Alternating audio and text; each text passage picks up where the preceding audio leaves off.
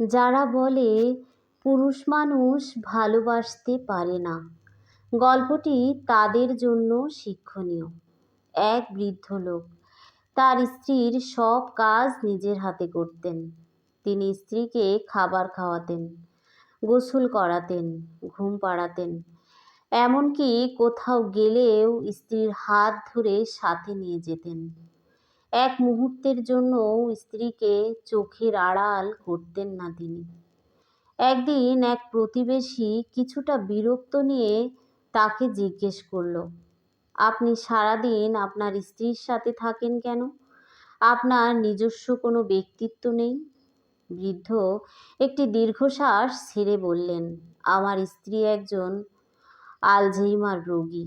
সে একা একা কিছুই করতে পারে না।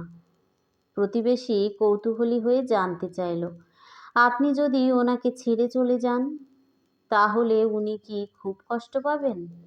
জবাবে বৃদ্ধ বললেন, আমার স্ত্রীর স্মৃতি বলে কিছু নেই। আমি কে তাও সে জানে না।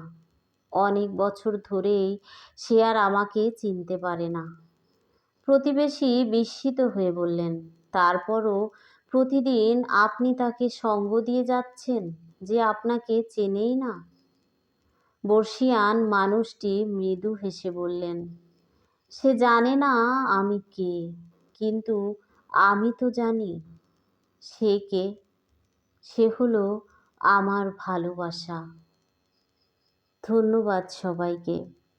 আজকের এই সুন্দর গল্পটি লিখেছেন বৈজয়ন্ত বিশ্বাস, ভিক্টর। পাঠে শ্রাবণী রায় বর্মন। সবাই ভালো থাকুন, সুস্থ থাকুন, এই শুভকামনায় আজকের নিবেদন এই পর্যন্তই।